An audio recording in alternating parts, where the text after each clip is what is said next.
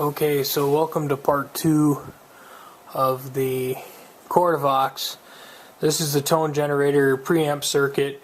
We're interested, here's the flashlight, we're interested in this stuff over here. That's what's interesting, because that's like preamp stuff. This is all organ sounds and chords, which is really interesting, but without my accordion organ, which I don't think I'll ever have, it's not going to be particularly useful.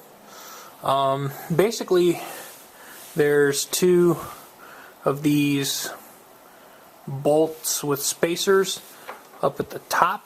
They go up there, right next to the latch. And once you take those out, this will tip down.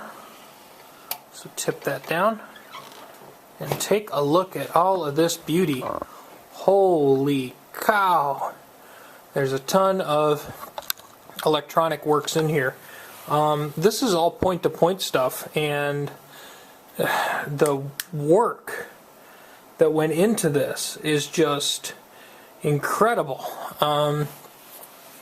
Lots of orange drop caps. I mean, lots of really good quality caps here.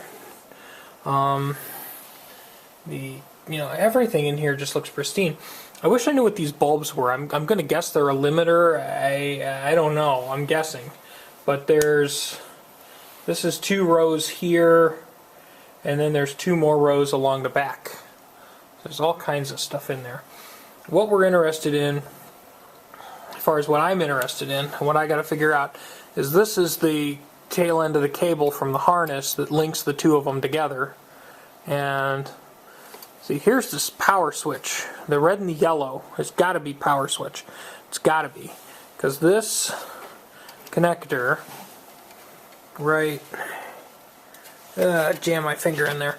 This connector down here in the corner, that's the link-up cable that goes to the power amplifier. So the audio out and the power in comes in there. So I'm assuming the red and yellow wires here, there are red and yellows that come up to here, those probably go up to our switch, because our switch and our pots and everything are up there on that little, right there, there's the housing for that.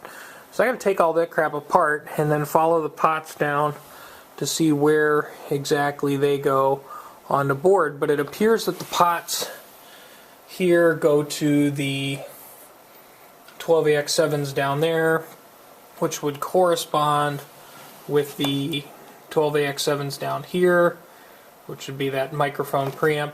I have heard or read, I'm trying to find out what I can about this. I guess I can pull a schematic. Somebody wants to sell me a schematic or a service manual, and I may have to take them up on it if I can't find one online. But this appears to be our main preamp housing.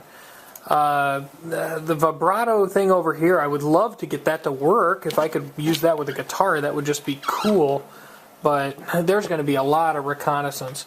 From what I can gather, we've got all kinds of, this is all, obviously, all this gubbins from here over for certain is just tone generation. And I'm sure this is like the central hub of tone generator things over here. Sorry. So that's the tone generation hub, and there's these are adjustable caps down here. I recognize these things, these big silver things down here. They're similar to what you see on radios. They're like variable caps used to tune up radios. And I am not a radio guy, but I've watched enough radio guys just for general electronic know-how. I suppose if any of you guys are rookie electronic guys, that's the best advice I can give you. If you see somebody doing something that's not in your wheelhouse, don't say, "Oh, I don't do that." That's not something that interests me. Take it as maybe I can learn something that might pertain to what I am interested in. So this big fat cable here has oodles and oodles of wires that go to the accordion organ. This is the cable to the accordion organ, and then over here is the brick that goes to the amplifier. So the output from the preamp should be over here, and the power switch and all that stuff should be over there. So I think I'm actually in a pretty good way that I can figure out what we're doing. I think I should be able to take out probably just this sort of corner, if you will, take this corner out and analyze what's over here, because I'm going to guess that the power rail, well, the power rail that feeds all of these vacuum tubes is definitely coming from over here. So the power and the switch and that kind of stuff is all kind of over here. Crazy design. But I mean, even if I felt like cherry picking parts from this, oh my goodness, all of the orange drop caps and all of this kind of stuff, it's just a literal gold mine. It's all point to point. The work on it is just, it's amazing. You know, it's just amazing. So, but from what I derived, the power supply is in the other unit, and over here is just the preamp. So I'm mostly interested in what's down here in this corner, sort of hiding under the plate. But I would love to be able to maybe get into this vibrato circuit and see if I can somehow, you know, feed a guitar signal down in there. That would be kind of cool. But that's where we're at, and it looks like they did everything on the tie points, or sometimes people call them turrets. I think they're supposed to be tie points, but on these little tie boards. And if it's done on the tie boards, the tube sockets are mounted from below, so it should be a position where we can unrivet the tie board and unrivet the socket and actually move things as like a unit. So that would be kind of cool. And I guess these pots, I've heard, I don't know yet, but I have heard that these two pots that are on this side, come on, close up. These two pots right here by the microphone, I've heard these are tone pots. I don't know, so I'm not going to turn them yet, because for all I know they're some kind of bias pots and I'll throw something way out of whack. So until I know for sure, I'm going to assume those are tone, or I'm going to assume that those are not to be messed with, so we won't mess with them yet. But it looks like I'm going to be going mainly for this chunk right here, the microphone chunk, and we're going to see about moving that over to the other unit along with this head unit. Or, okay, I got it backwards. This cabinet has the volume switches.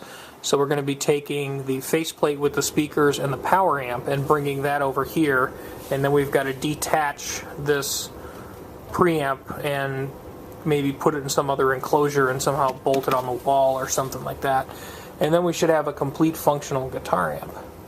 Wish me luck, brothers. I'm going to try to figure out what we're doing from there, but I cannot get over the detail work that went into this unit, and I'm always torn whenever I want to do a conversion or something, because if I only had a Cordy organ, we could hear this thing in its original glory, and somebody could play some kind of cool new age polka thing. I honestly have no idea what you play on this thing. I mean, I've heard people play things on it, but this is one of those weird instruments that just go, what would you do with this?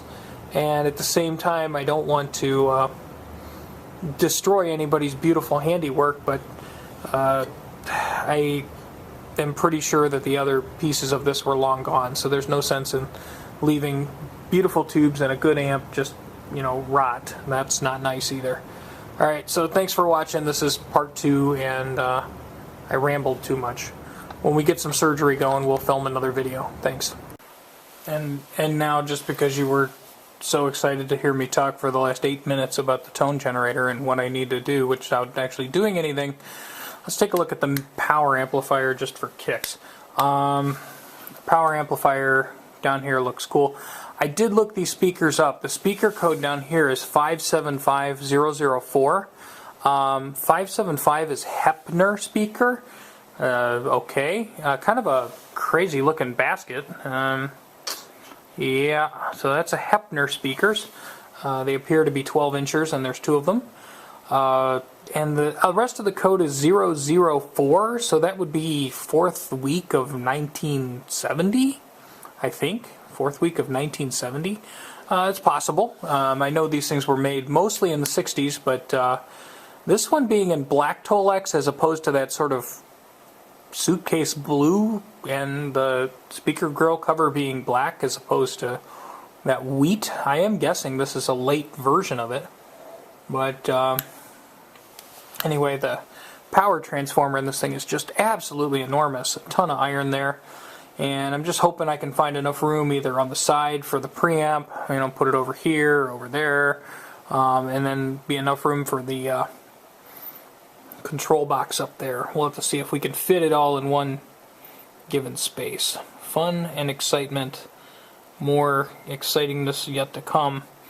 But the more I look at this, the more I realize how much work went into this thing, and it makes me wish I played the accordion organ, but no, probably not. Not going to happen. And this will be a fun amp project. But it appears that all of the controls in and out and audio and all of that were on these jacks, so I'll probably be fishing around this area on the power amp. But with this one being 1970, that's probably why it still works and all of the capacitors aren't totally cooked at this point, and why it didn't want to catch on fire. But it does have a 2-wire cord. It will be updated to a 3-wire for safety, and I still got to go through it for all the caps, and I probably won't bore you with all of that, but appears like we got a 1970. Alright, thanks boss. Have a good day. See you soon.